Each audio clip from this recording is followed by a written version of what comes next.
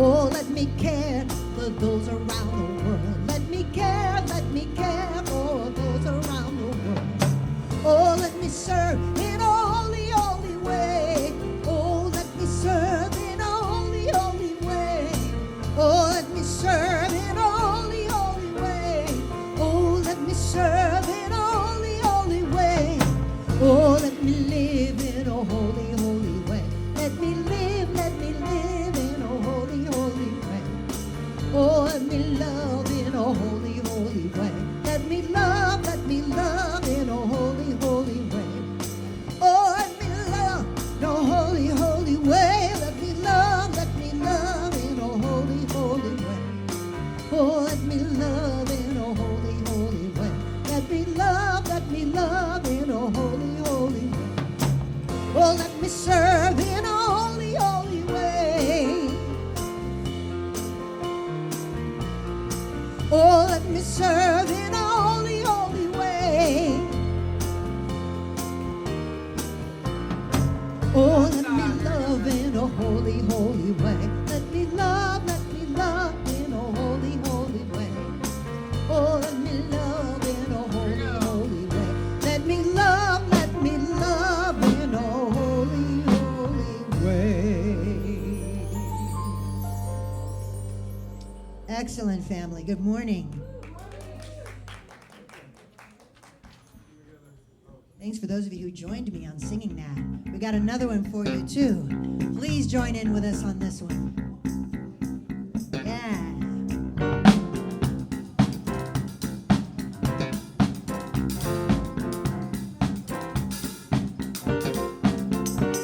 Take a look at the person next to you.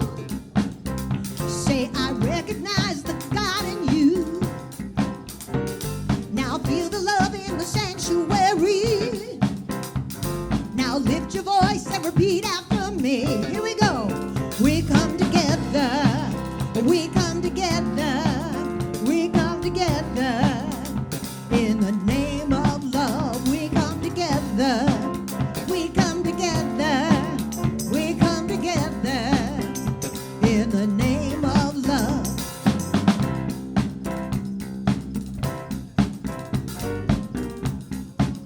All right. Take a look at the person next to you. Say, God loves you and I love you too. Now feel the love in the sanctuary. Now lift your voice and repeat after me. We come together. We come together. We come together. In the name of love, we come together. We come together. We come together. In the name of love. Now every walk of life, every breed and color, in kinship we unite and honor the God in each other. Take a look at the person next to you. Say, namaste, I love you too. Now feel the love in the sanctuary. Lift your voice and repeat after me. We come together. We come together. Let me hear you. We come together. All right. In the name of love, we come together. We come together. Yeah, Rev. We come together. In the name of love, we come together. We come together. We come together. In the name of love, we come together. We come together. We come together. In the name of love.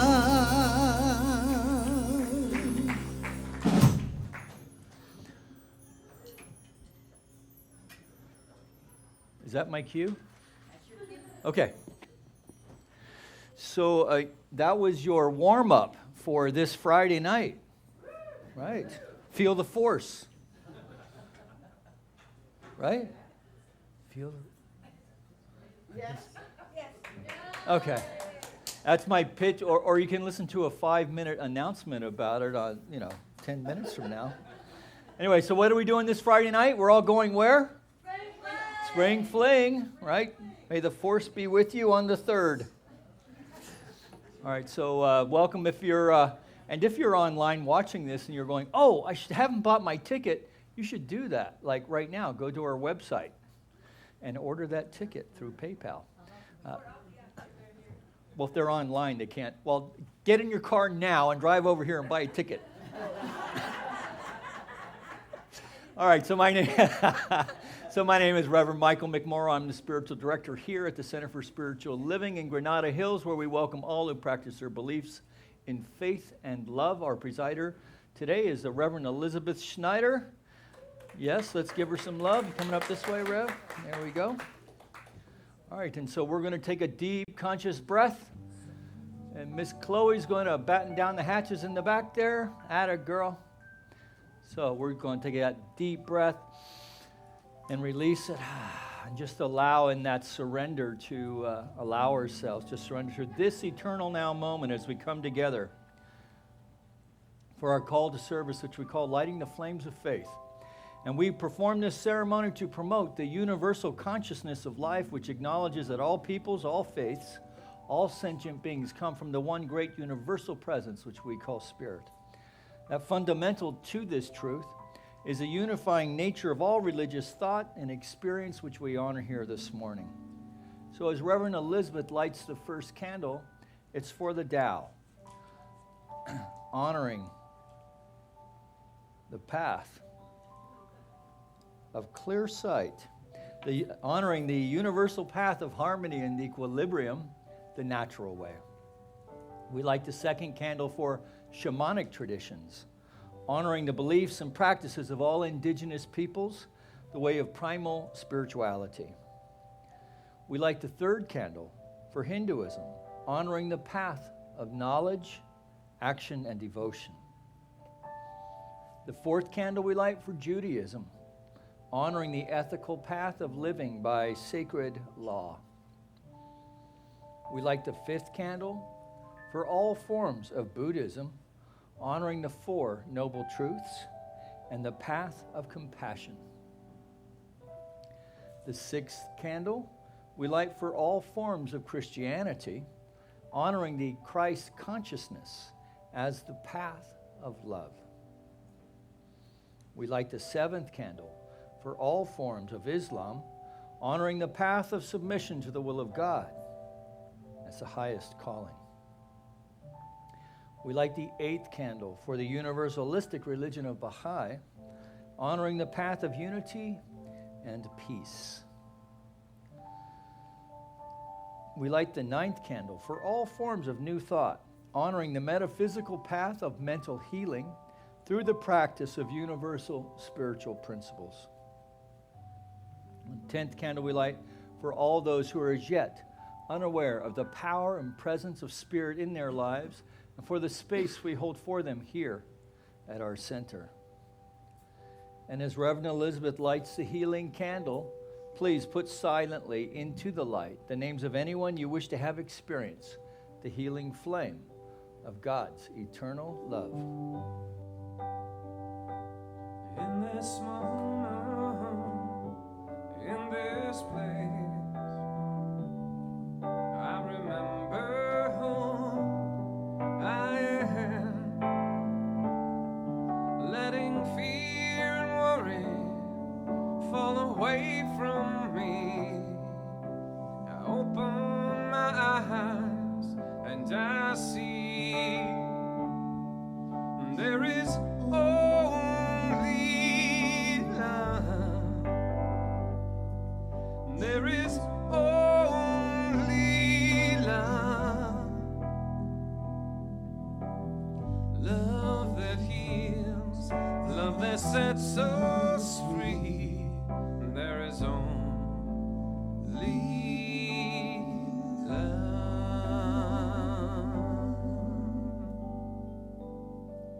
So join me in consciousness, please, this morning, as I speak my word for each and every person here. as I declare that I open my heart and mind to know that I am blessed with an expanded awareness of spirit in my life. I accept and appreciate the law of the universe and say yes to love, to beauty, to truth, to harmony, to peace and joy. I believe what I pray. I have faith in the power of my word. I accept that God is all, and I am an individualized expression of God, of spirit in action. I have an inward realization, a feeling, a sense, an atmosphere of peace, harmony, and protection through my acceptance of my connection to spirit, to the spiritual laws of the universe.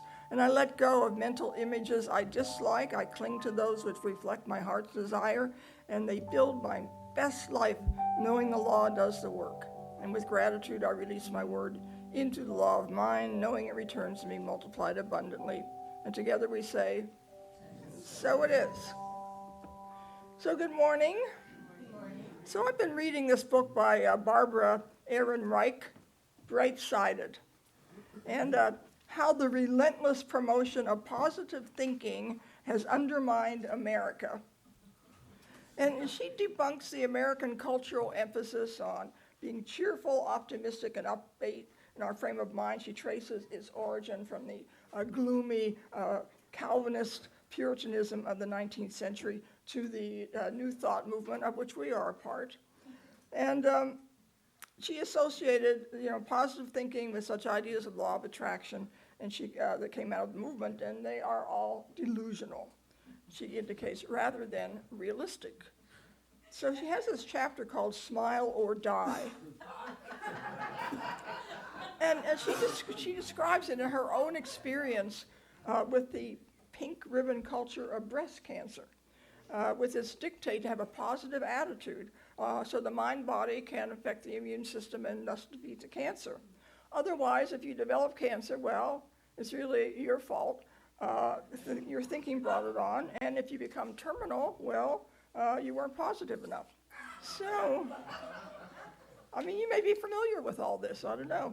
And she took issue with this and with the characterization of breast cancer not as a problem, but as a gift deserving heartfelt gratitude, a passport to a better life and connection to the divine. Well, she noted reports of some women actually being ejected from their support groups because it was clear their cancer had metastasized and they were never going to become survivors. Well, that was really amazing. She sees tyranny in positive thinking. It's a heavy burden on the patients to repress their anger, their sadness, their disgust, particularly if their cancer should progress. Well, happily, though, she did survive, but she was angry that blame falls on patients rather than on the suspicious carcinogens such as hormone replacement therapy, of which I'm familiar, or other toxins. And here's a quote: "Breast cancer, I can now report, did not make me prettier or stronger, more feminine or spiritual. What it gave me, if you want to call this a gift, was a very personal, agonizing encounter with an ideological force in American culture that I had not been aware of before, one that encourages us to deny reality, to submit cheerfully to misfortune, and blame only ourselves for our fate." Well, it's interesting being a religious scientist and then reading this. This stimulated my thinking about my own experience. It's almost 25 years now with breast cancer, and I had the conventional treatment. And then I did absolutely everything that I could think of to get well, everything I could read about. And even my surgeon recommended positive thinking. He recommended Bernie Siegel's book. He has one about using love and positive thinking. And then he recommended a video on boosting the immune system, which I watched. And I went to a support group, and we were able to vent our anger as well as our positive feelings and toward healing. And then when my mind would drift to catastrophic negative thoughts, well, I had a song that I had written for myself about being radiantly healthy, and I would sing that to myself and get that out of my mind. So I did everything I could think of to heal myself. I went to the Optimal Health Institute, and that's where we ate wheatgrass and raw foods. And I changed my diet. I read voraciously. I took supplements. I went back to grad school. And like Barbara, I suspected hormone replacement therapy had produced my cancer. I didn't really blame myself. I know some people actually did. When I would be in a group, somebody would bring up the thing, well, why did you cause your cancer? Well, but anger and focusing on the negative really didn't serve me. So I did not deny the reality of the situation, but what I chose was positive thinking plus a personal action plan, because I don't think positive thinking alone is going to do it. I need to have positive action to go along with it. And eventually I discovered science of mind, because this is all before science of mind, and I embarked on a spiritual path. So that was my gift. I learned to use spiritual mind treatment, which emphasizes affirmative prayer plus positive action. Treat and use your feet. And unlike Barbara, I am grateful for the gift of a spiritual path and my connection to the divine. And so it is.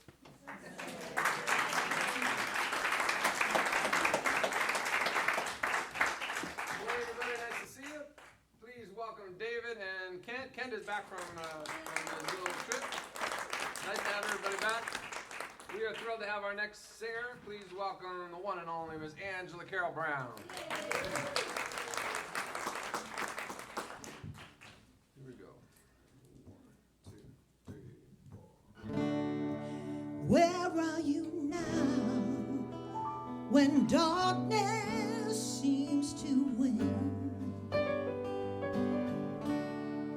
Where are you now when the world is crumbling? Oh, I hear you say, look up, child. Hey, look up, child. Hey. Where are you now when all I feel is doubt? Where are you now when I can't figure it out? Oh, I hear you say, look up, child. Hey, look up, child. Hey, look up, child.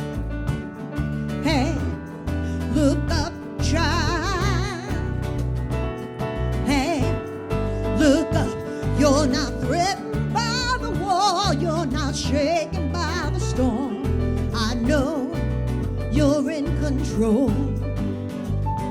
Even in our suffering, even when it can't be seen, I know you're in control. Oh, I hear you say, look up, child. Hey, look up, child. Hey, look up, child. Hey, look up, child. Hey, look up, child. Hey, look up, child. Oh, look up, child. Hey, look up, child. Oh, yeah, look up, child. Look up, child. Oh, look up, child. Hey, look up, child. Hey, look up.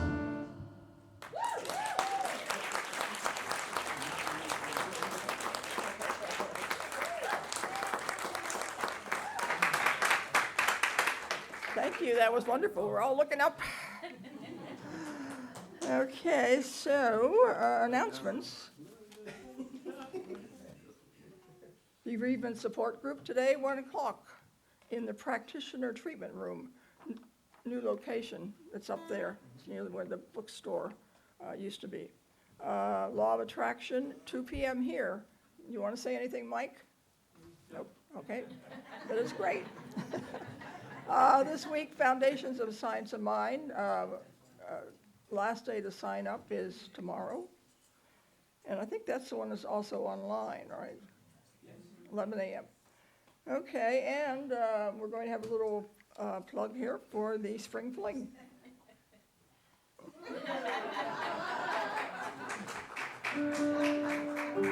Okay. This is our last Sunday before the event, so I want you to all remember that this is a fundraiser, so we're looking forward to all of your donations of any kind.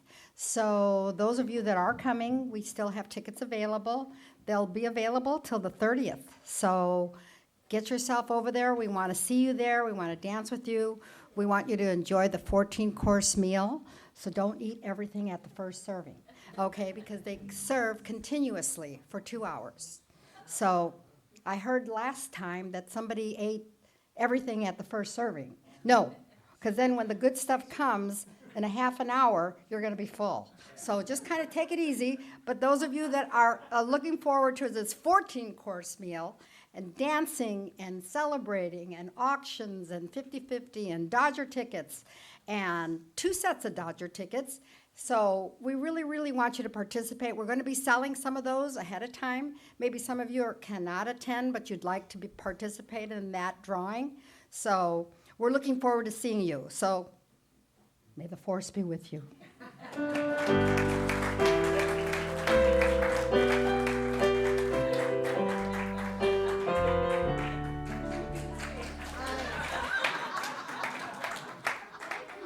Great. May the force be with us because it's going to be a great evening. Coming soon, we have Emma Curtis Hopkins, 12 Lessons Part 2, open to all regardless of prior class attendance, 6 Thursdays beginning May 9th. All right, so I want to welcome anyone who's new here today. Do we have any newcomers? It's a wonderful place. I'm sure you're going to enjoy it. Declaration of Principles. Let's all stand. We believe in one universal spirit manifesting through all, natural and incarnated in us. We believe the universal spirit is personal to and reveals itself through everyone who recognizes its presence. We believe our faith operates upon a law of mind, which automatically manifests in our experience according to that faith. We believe in the unity of all life, in the immortality of the individual soul, forever expanding. We believe in the eternal goodness, the eternal loving kindness, and the givingness of life to all.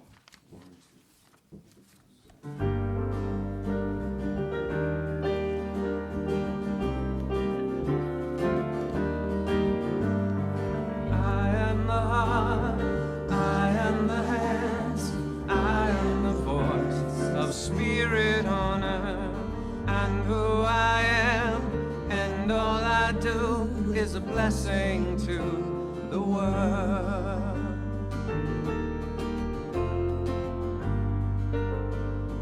You are the heart, you are the hands, you are the voice of spirit on earth, and who you are, and all you do is a blessing to the world.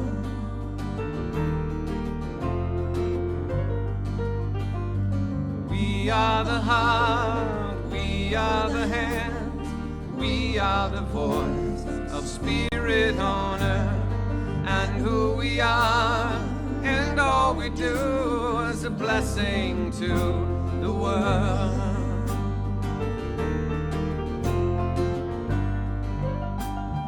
I am the heart, I am the hand, I am the voice of spirit on earth, and who I am, and all I do is blessing to the world.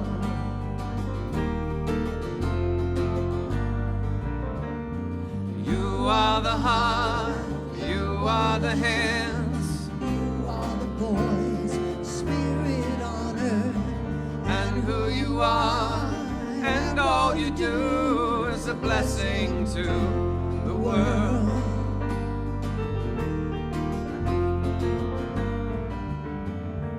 We are the heart, we are the hands, we are the voice of Spirit on earth, and who we are, and all we do is a blessing to the world, is a blessing to the world, is a blessing to the world, is a blessing to the world.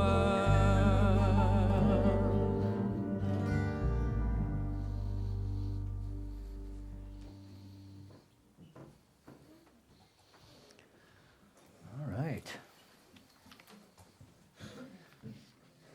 Yeah, Barbara. Boy, reading her will make you want to go home and park the car in the garage with the engine running. I'm not kidding, because I've read that book. She is a downer. Yes. She's one of those life sucks, but I need the bucks kind of people. She is, man. She's dark. But that's the gift. That's the gift of faith, right? Right? So yeah, you could be really technical about it and secular and say, well, faith, that's just a coping mechanism. Yeah. Exactly. One I choose, thank you very much. And I'm going to be speaking to that a little bit today because, we just had this big holiday last weekend, right? And I've always found it curious, even as a kid. I remember, like Christmas, of course, is I shouldn't say this as, former Catholic, but that was like the fun holiday. And Easter was all about, crucifixion and dying and, that whole thing. So I couldn't really get into the joy of it the way I could knowing I was going to get a bunch of presents, right? And so even as a little kid, you see this beautiful tree, and I had a lot of brothers and a sister, and of course you go out there and you think, oh, they're all for me. No. But the room, I had there were 7 kids in my family. So you can imagine, right? And my mom did the Santa thing, so it was magic, until it wasn't. But, right, that whole thing. And I remember thinking, even then, there's this buildup, right? We get the Sears catalog, and we circle all the stuff we wanted, and and then, just be up, not even sleeping at night because just wondering, waiting to hear the reindeer hooves and all that, right? And then get there and you see the whole thing in the morning in that magic moment before everything's like torn apart. And I remember thinking at the end of it, just going, wow, so what's next? Right? And so we've just had this big thing, which really is a pretty amazing thing, this claim that a man raised from the dead. It is an amazing thing, right? And many of us had family things that we did, and a lot of celebratory things. And so now what? Now what? So these kinds of things, this is the way my mind works, right? What's next? So there was all this momentum, particularly in the church calendar, of this commemoration holiday. And so then what do you do to move into the next thing? So it set me to pondering about the Christian scriptures. And I thought, well, why don't I go check and see what's going on there and see what happened? And so that's what I did. Now, this in itself is an interesting exercise, as there are 4 familiar accounts known as the New Testament, 4 familiar accounts that are similar but have some striking differences. And then how can we bring this first century experience first century reporting into a 21st century experience, and how can we make that relevant to a 21st century mind? So it's one of the great interests for me is how to square with my rational mind using the powers of reason and science, the Aristotelian view, if you like, to my religion of origin, Christianity.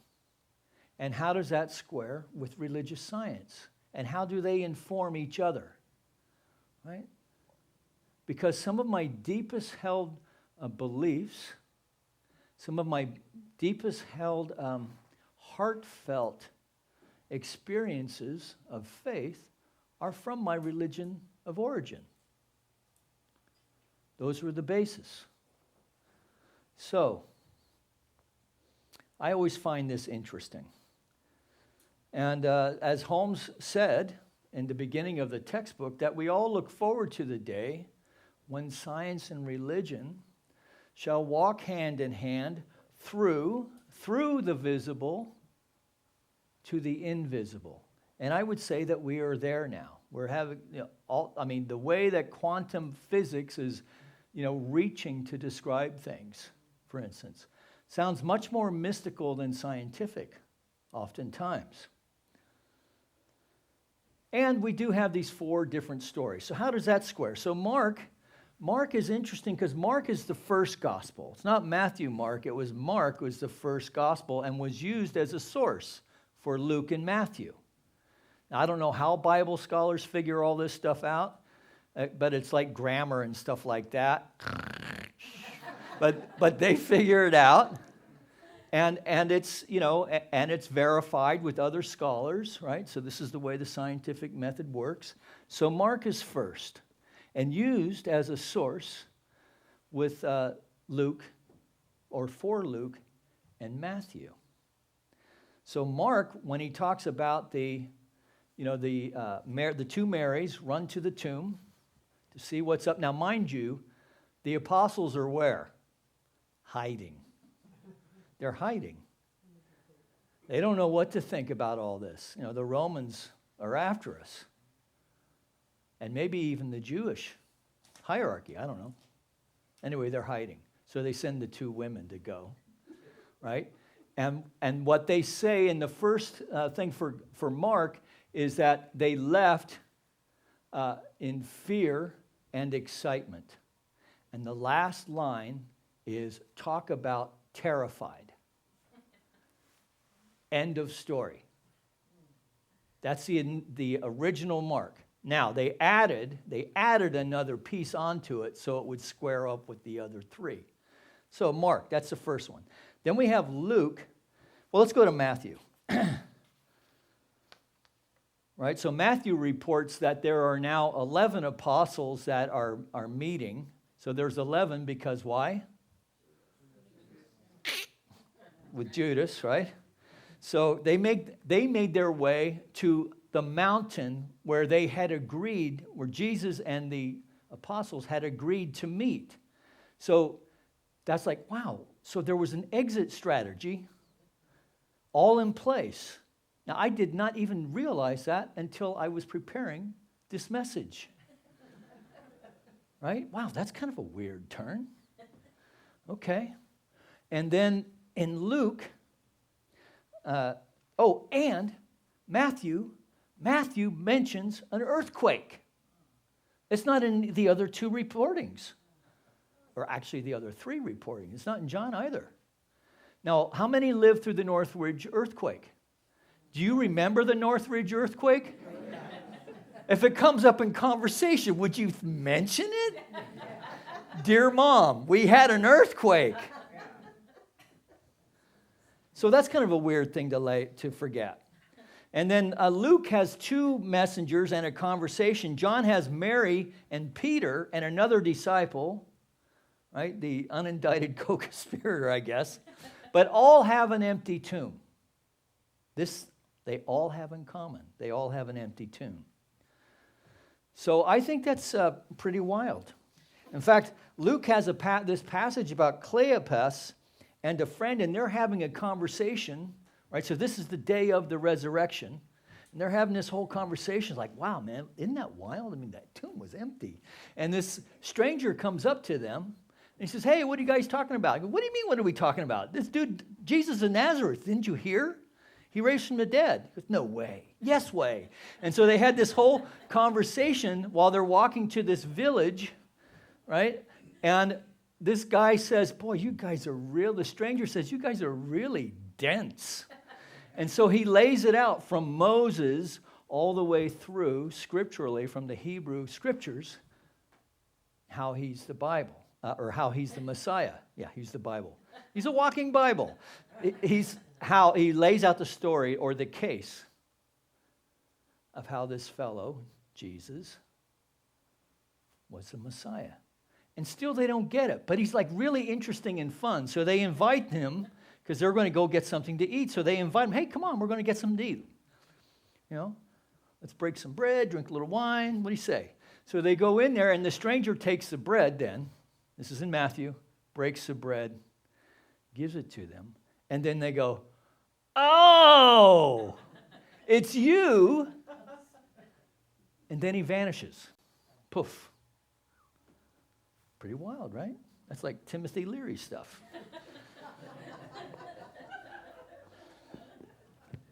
So now, and here's the point of all this.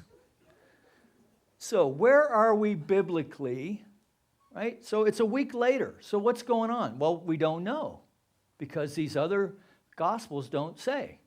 But in John, right? So John is an interesting gospel because now the other three are kind of reporting what's going on. So Matthew is from the Jewish perspective. And it connects all the dots to show and to present, and was actually written for the new Jewish sect in Jerusalem. I don't think they were calling themselves Christians yet. They probably would not have, because that's actually a Greek word. And they had this whole thing about Hellenistic Greeks and all that going on. However, and James was the head of that church. And so there was this whole thing going on because they're all trying to figure out what happened. James is the brother of Jesus, right? And an observant Jew. So Matthew has this one particular take on things. Luke is Greek, a physician, and he has a whole other take on it. And in fact, on this particular part, he's actually, as you would as a Greek, he's coming up with all the reasons, all the objections as to why it's true or not true, and what about this and what about that. That's the way Greeks think. That's the way we think. We think like Greeks, right? So first Plato, more mystical, then his student Aristotle. This is where we get the scientific method. If you can't measure it, it doesn't exist. Even though Aristotle believed in a Godhead of some kind. Am I the only one that finds this interesting?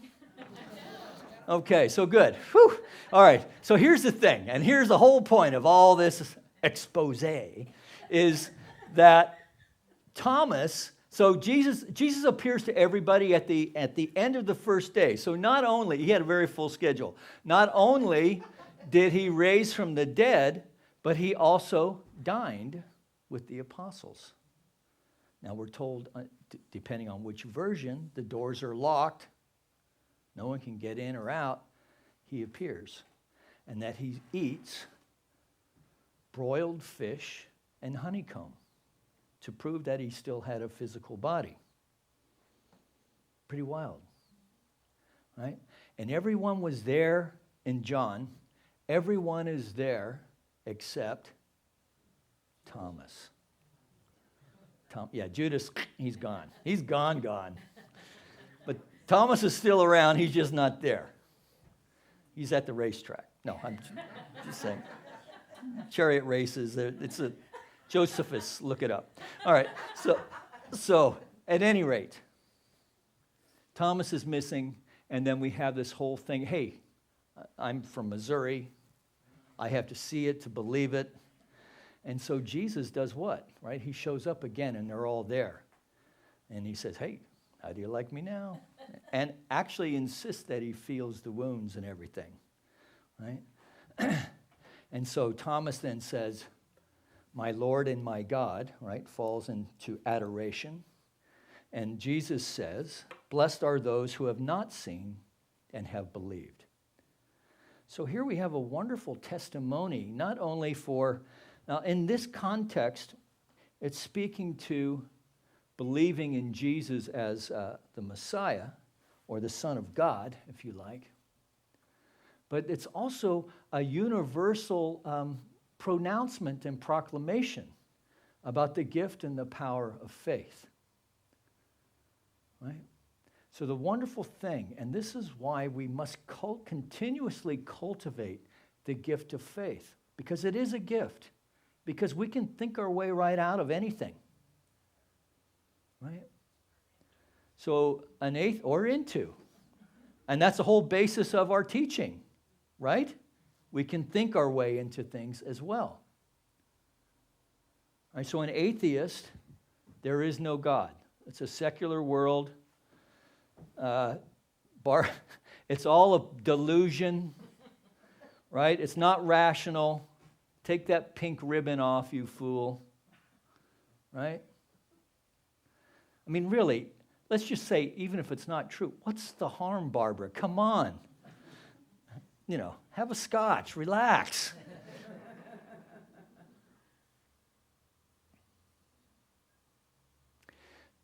So what happens is an atheist looks for evidence to support that conclusion. And as people of faith, right, the way that we cultivate our faith is we continuously look for the ways that our faith is verified, right? And not in a way of looking for signs, right? I'm looking for a sign. I'm trying to decide, whether I take this new job. I'm looking for a sign. No, that's superstition, right? That's superstition. What we're doing is we're opening ourselves up, knowing that there's a power greater than we are that we can use. That we, as we are people of faith, we know that we live, move, and have our being in the divine flow of life. And in this way, we know that we are intuitively guided to the living intelligence which is already expressing itself. It is the Alpha, the Omega, expressing itself through all of life, that we are a creature of the Creator that is not only conscious, but is conscious of being conscious. It not only thinks, but it thinks about thinking. So now how do we separate, delusion from fact? Well, that's the big rub, isn't it? And so Ernest Holmes encourages us, don't take my word for it. You've got to prove it for yourself. Right? So having a direct experience of the divine, that's part of what the Reformation was about. The possibility of that. Having a direct experience of the divine. And Holmes is not only proclaiming that to be so, but is encouraging everyone and to break down the barriers of what we think that is. So in this room, taking it back to Jesus and Thomas, he also breathes, it's reported, he breathes on the apostles, and he says, receive the Holy Spirit. Right? But for us to really get the real juice in these scriptures, we have to read as if he is speaking those words to us today, because he is. If God in expression works for us by working through us, then that means it's expressing through all of life. And so when people, like Jesus, like any spiritual teacher, makes these kind of pronouncements, we have to at least carefully consider them.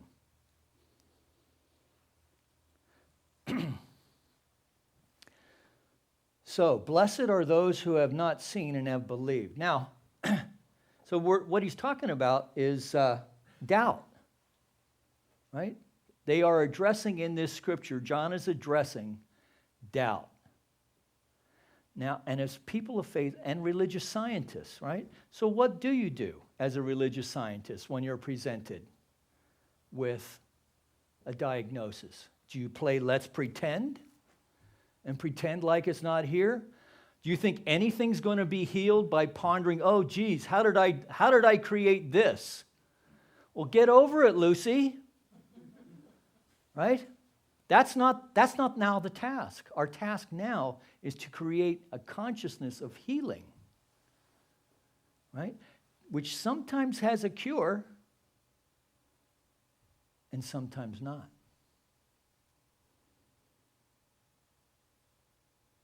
So, this is a big philosophical thing in religious science, the difference between cure and healing, right? There's always a healing. There's always a healing at the level of spirit.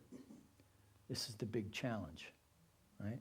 But then we still have to make, on the human level, it looks like we're trying to put square pegs into round holes, right? Because we need that certainty, right? But we're not going to get it, right? The only real truth, the only truth that you can take to the bank is that God is. God is all the time. Especially when I think it's not. Right? Because I do have one of those curious minds that can think of the ways, my God, why have you abandoned me?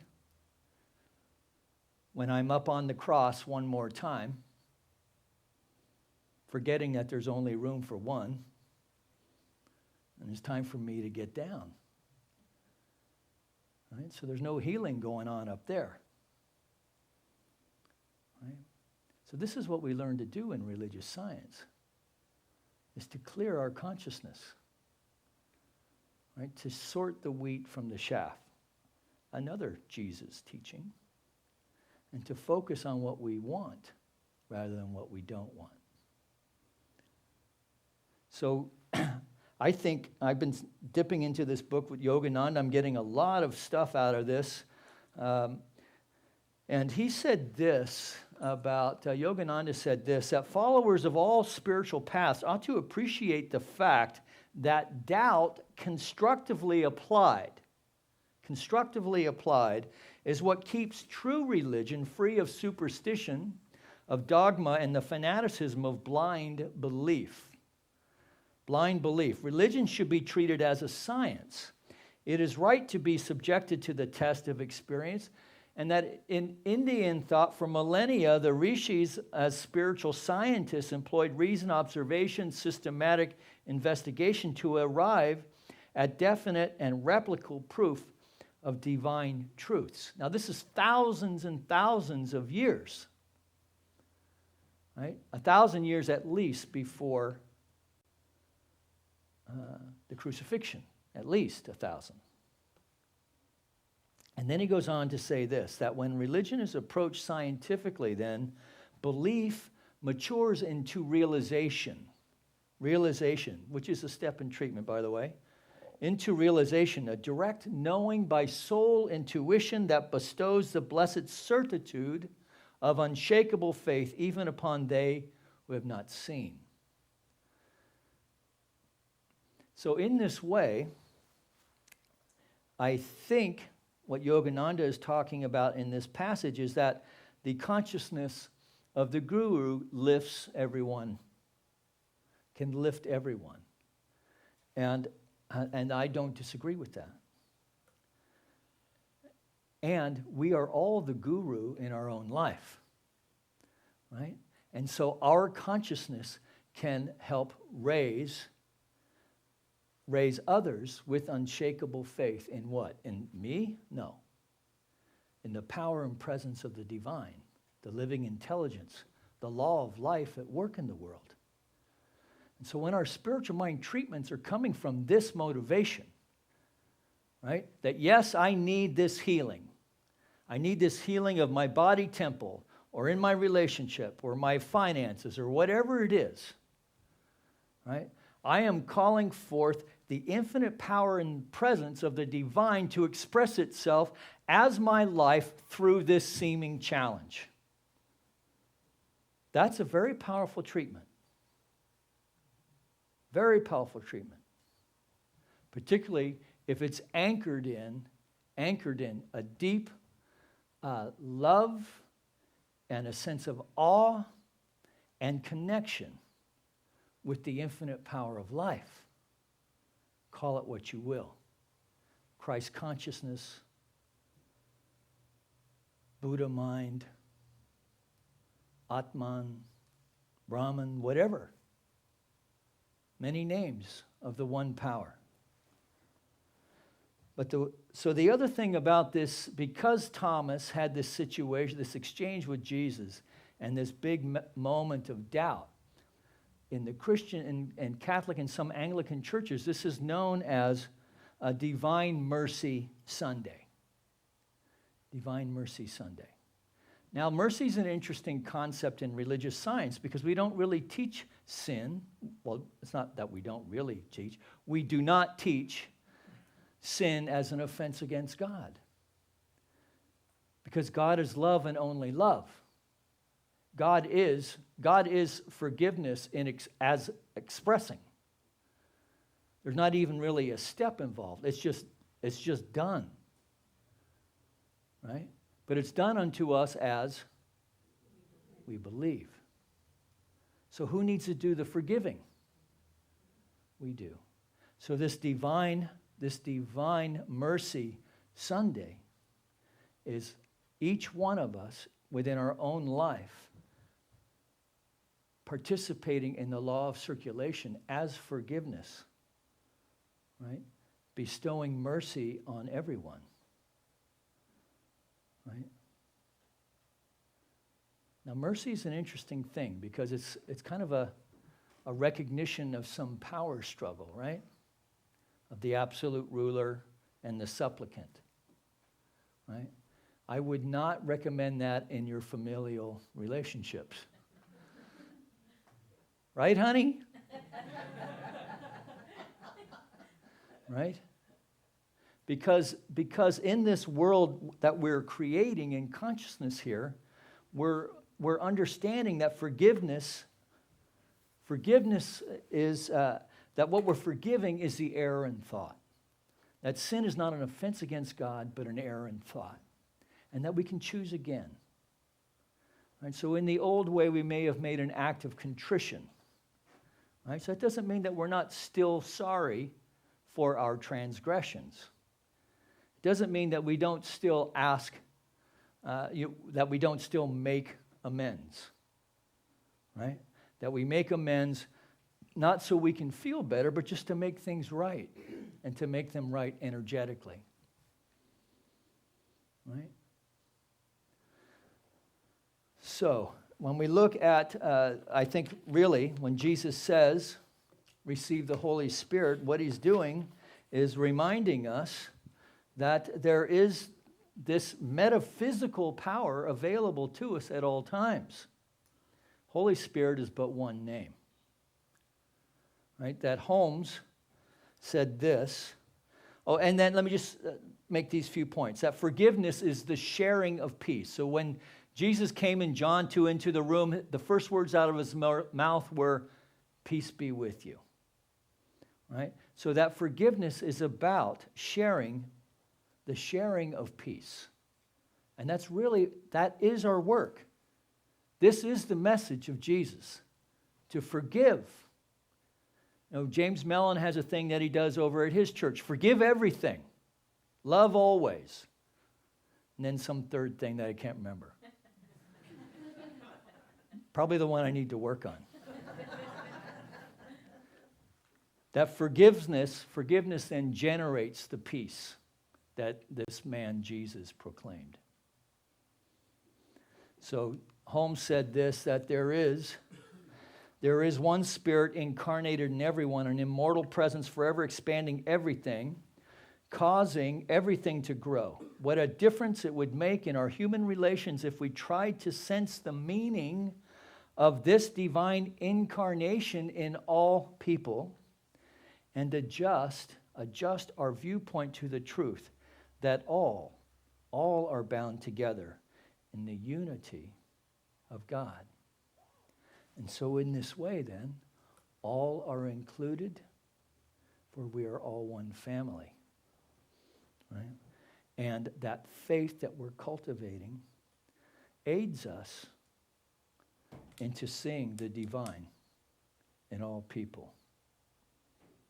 So let's call the musicians up. We're going to take a deep breath.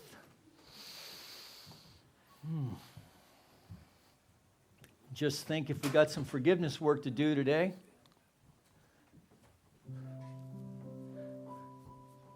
And of course, if you feel like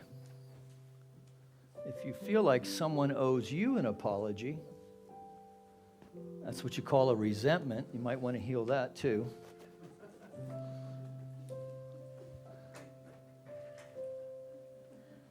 All right. So this teaching, the science of mind, is not for sissies. Right? It's really the Spirit without and within us is really calling us to step up and to know the truth, to see the truth, not only within our own life, but in the lives of everyone.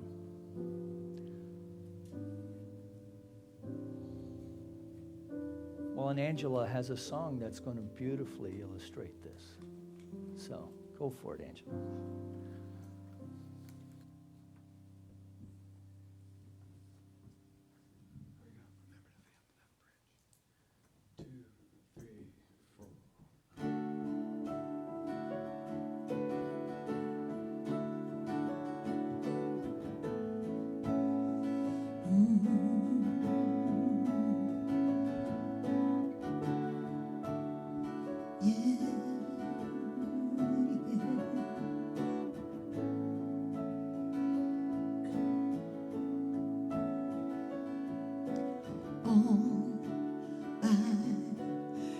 These hands and multiply, God, all that I am, and find my heart on the altar again. Set me on fire, set me on fire. Take all I have in these hands and multiply, God, all that I am, and find my heart on the altar again. Set me on fire, set me on fire. Here I am, God, arms wide open,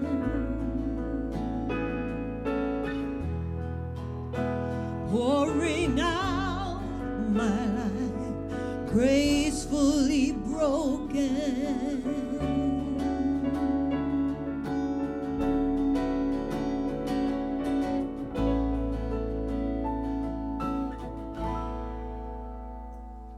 My heart stands in awe of your name. Your mighty love stands strong to the end. You will fulfill your purpose in me.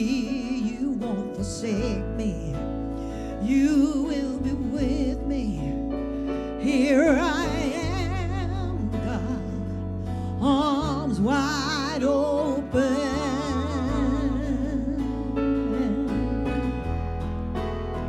pouring out my life, gracefully broken.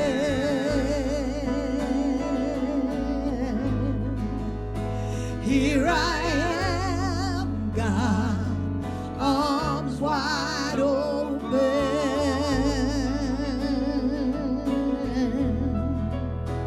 pouring out my life, gracefully broken.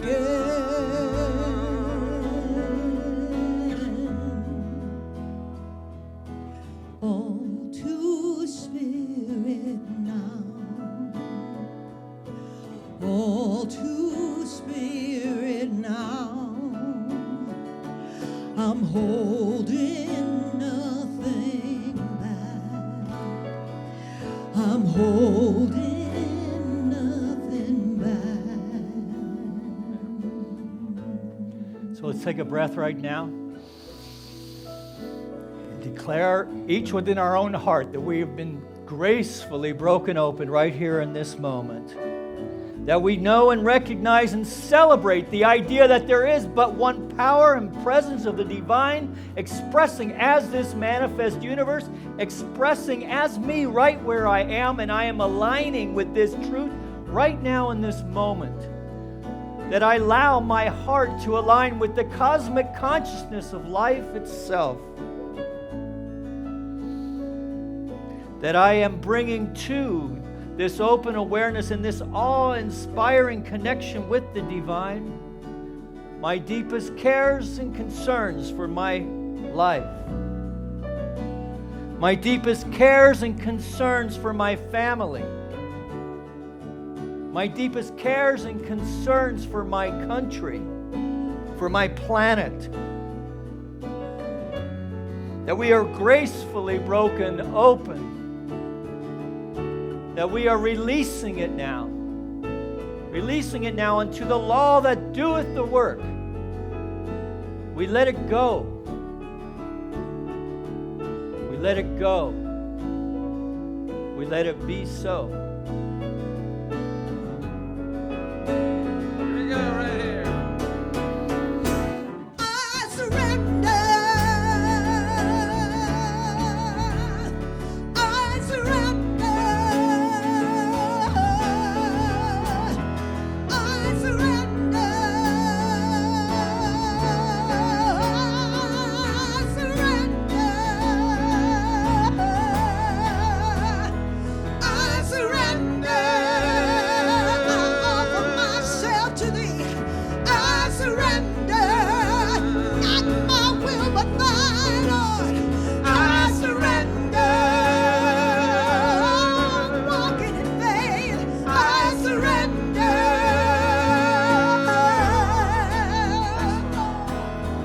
Your power at work in me. I'm broken gracefully. I'm strong when I am weak. I will be free. Your power at work in me. I'm broken gracefully. I'm strong when I am weak. I will be free. Your power at work in me. I'm growing gracefully. I'm strong when I am weak. I will be free. Your power at work in me. I'm broken gracefully. I'm strong when I am weak. I will be free.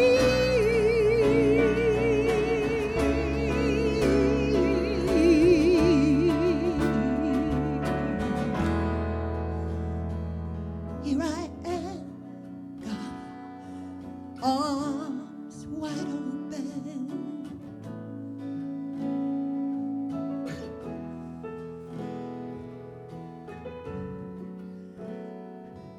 Gracefully broken.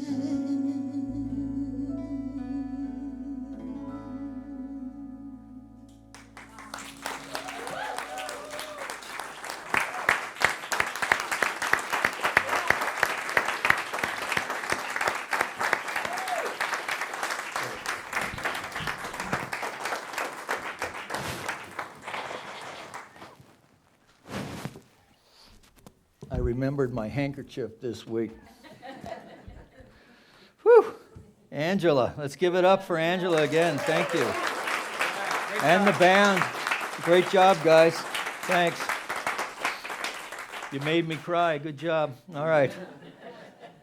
So as we prepare our gifts for the offering, we'll call our ushers forward.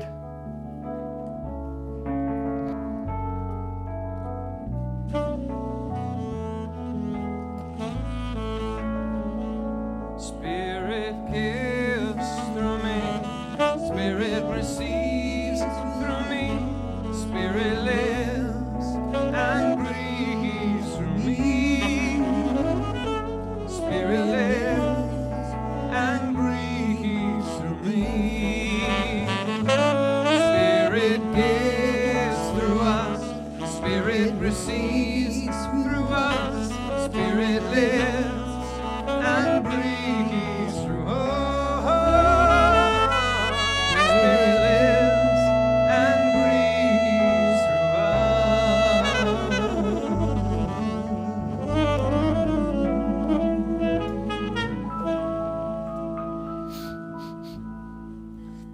So going within for just a moment longer, recognizing and knowing that the gifts presented here, in the baskets here, or through automatic giving, or online, where Kitty and Cammie may be watching even now, that, that all of these gifts are a demonstration of consciousness that knows and knows that it knows that God is our source, our substance, our supply. And so from the generous heart from which these gifts have been offered here this morning, we, representing the heart of this spiritual community, accept these gifts with deep respect, love, and appreciation. As we know together they go to serve this Center for Spiritual Living, but also to know the power and presence of each one here. That we know further that, oh man, I'm so stirred up from that thing, I'm totally lost. What do I know, Reverend Nancy? Everybody's good. Yeah. Yeah. So we extend this blessing to our friends in our community of Granada Hills, our city of Los Angeles, our state of California, our United States of America, all of its churches, temples, mosques, schools, universities, the people who attend them, the people who support them, that we know for our planet as well that all of it is an emanation from the very mind of the Spirit itself. And to the extent that we know this to be so, we see it demonstrating in all ways, great and small. This shifts and lifts our consciousness into ways of being love and in service to our brothers and sisters, that we raise not only our own life, but the lives of those around us. And that's a good thing. And together we acknowledge this by saying, and so it is. So please help me thank Reverend Nancy Woods and Miss Chloe.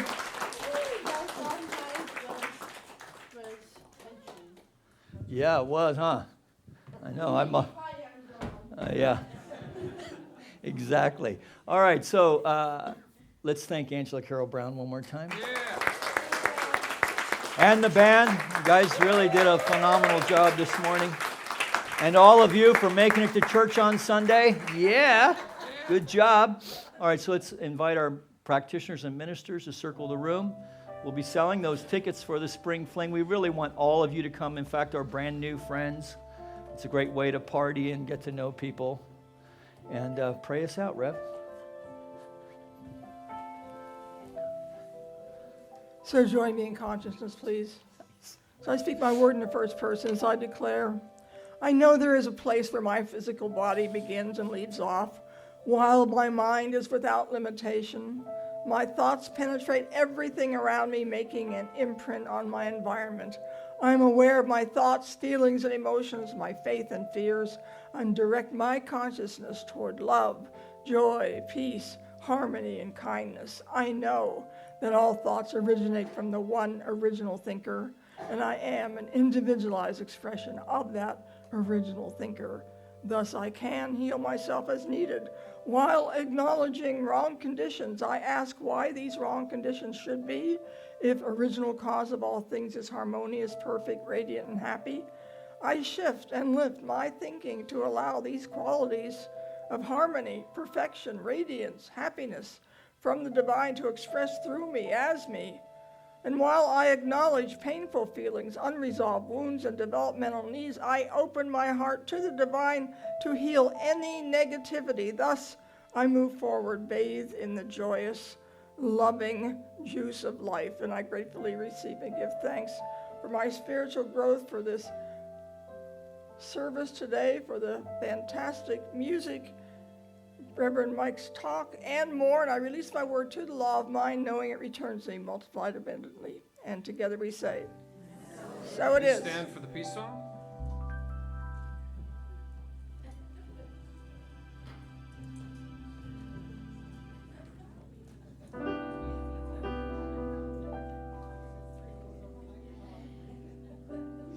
One, two, three, four, five, six.